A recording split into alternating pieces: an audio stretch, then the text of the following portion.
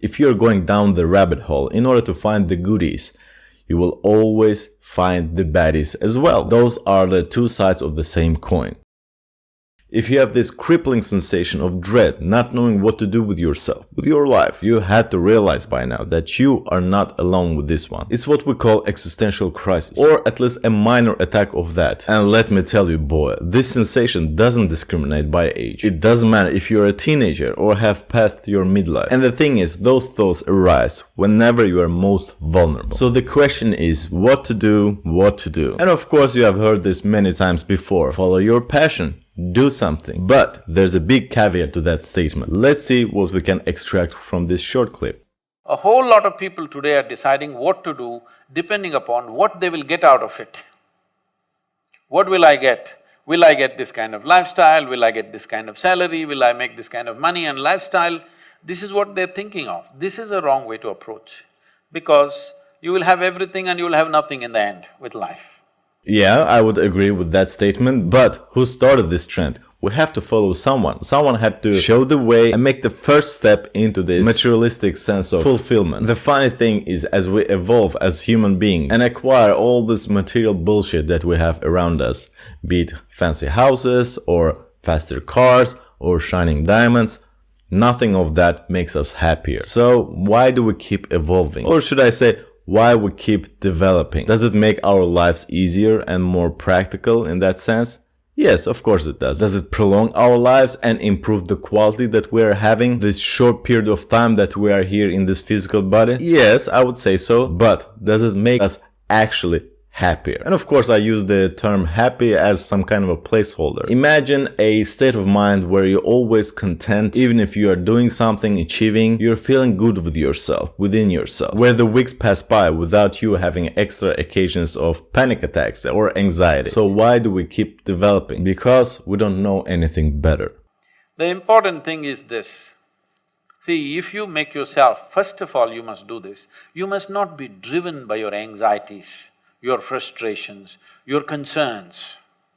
One thing that every young person should do is, without the influence of the peers of your own age group, without the influence of your professors and your parents, without any kind of influence, somewhere you must stay by yourself, at least for 2-3 days. So the first part where he mentioned pursuing something without having anxiety sounds very healthy, but anxiety is not always something bad. Let's say it's a spectrum. Some small amount of anxiety is good, is healthy, so that we can kick ourselves in the butt and make some things happen. That anxiety is an alarming process that signals to your body that something is wrong and you should take action in order to attend to it. Of course, it has to come from a healthy perspective. Like if you're eating too much food without realizing it and someday you step up on a scale and see that your poundages have been going up quite rapidly, then it's up to you to decide, if you are having a healthy mind, that you have some shedding to do. Increase the control of this pie hole of yours and preferably throw in some physical activities in order to help out, to create that calorie deficit. Same thing goes with your ambitions to create something or achieve something in life. You have these occasional anxiety attacks,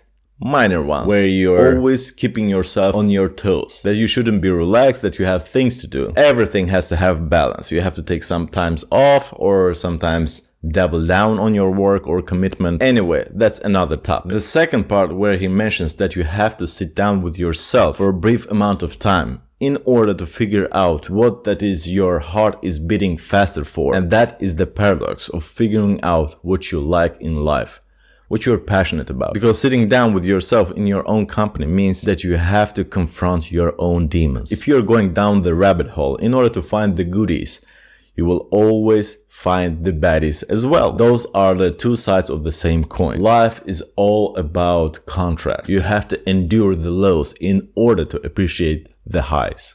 And look at it, what is it that I want to invest this precious life into? What is it that will be worthwhile today and worthwhile after 50 years for me to invest myself into? You invest your life into that, whatever it is. However small, big, it doesn't matter. If you see that this is something truly worthwhile and you invest your life in that, this will be a life of fulfillment. True, and as I said before, it always comes with some attachments to that. If you want to figure out the things that makes you tick, you have to always confront, face the traumas that hold you back. Ultimately, it's all about how you perceive life.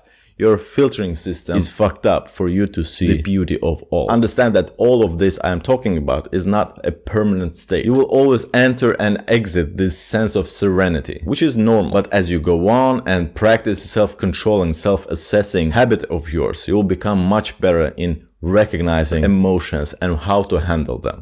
You must see what is it that really matters to you.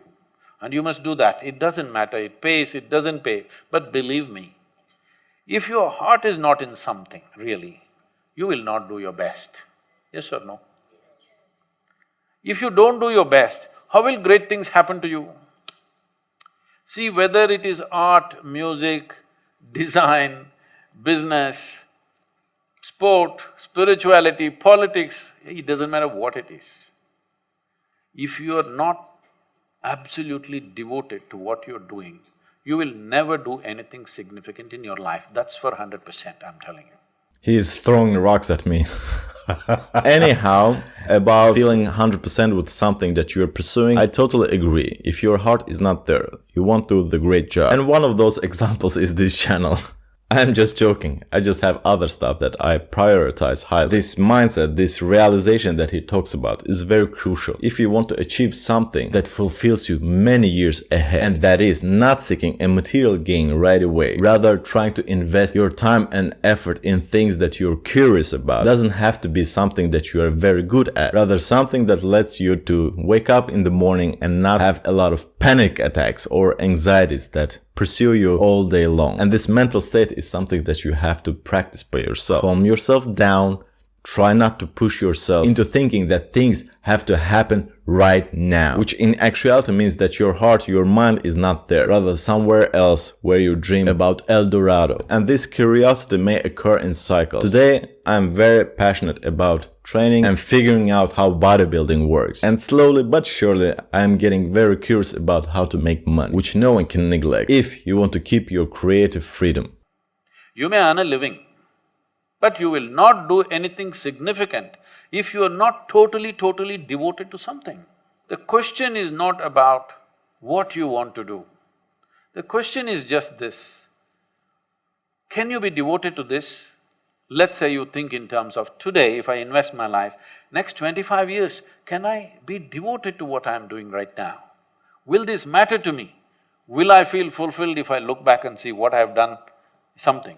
You do whatever the hell you want, just do it well, that's important. And don't do any damn thing that you will be ashamed of doing tomorrow, isn't it?